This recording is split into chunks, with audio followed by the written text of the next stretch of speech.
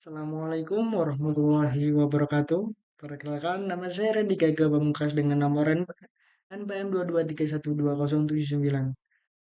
Pada video kali ini, saya akan menjelaskan tentang motherboard dan prosesor, memahami fungsi dan peran motherboard dan prosesor sebagai komponen utama dalam sistem komputer. Apa sih itu motherboard? Motherboard adalah papan sirkuit utama dalam komputer yang menjadi pusat koneksi bagi semua komponen perangkat keras.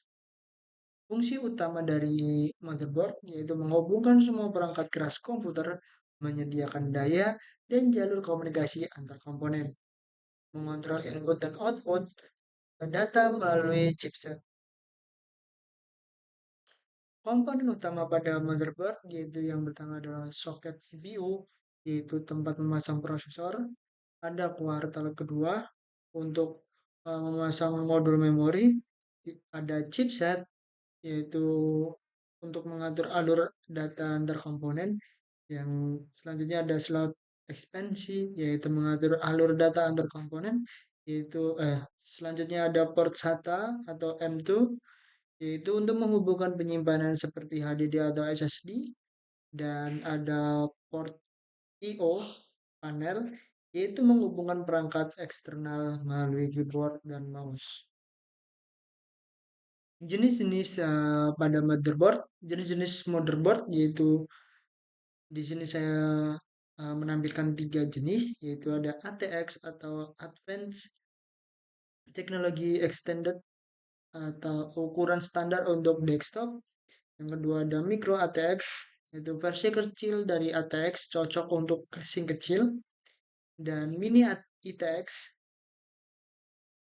yaitu motherboard terkecil yang sering digunakan untuk komputer mini.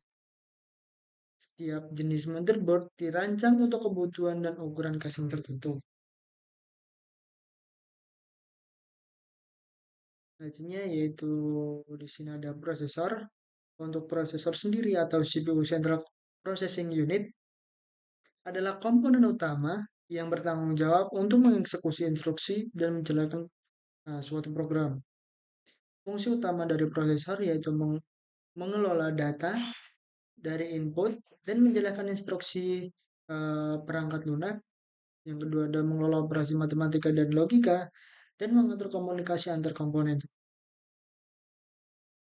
Untuk komponen-komponen internal pada prosesor yaitu yang pertama ada ALU atau Arithmetic Logic Unit, yaitu melakukan perhitungan matematis dan operasi logika.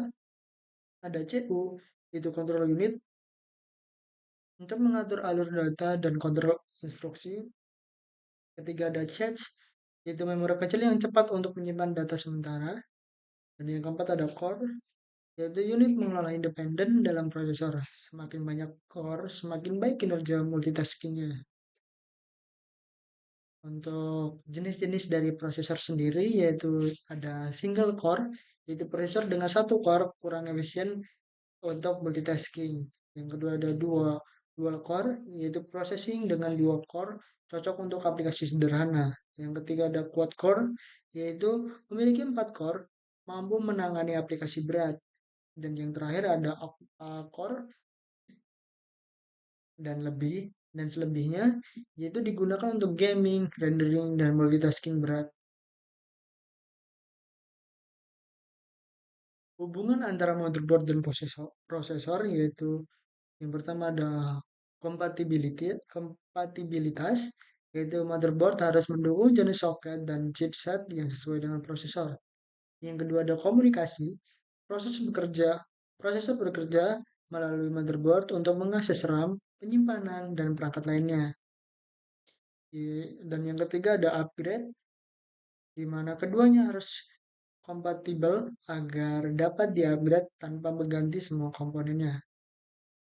Untuk kesimpulannya, motherboard dan prosesor adalah komponen inti dalam sistem komputer. Fungsi utama prosesor, eh, fungsi utamanya yaitu motherboard menghubungkan dan mengelola komunikasi antar komponen. Untuk prosesor, melakukan pemrosesan data dan menjalankan instruksi, dan memahami keduanya membantu dalam memilih dan merancang komputer sesuai kebutuhan. Baik, mungkin itu saja yang dapat saya jelaskan. Kurang dan lebihnya saya mohon maaf. Saya akhiri. Wassalamualaikum warahmatullahi wabarakatuh.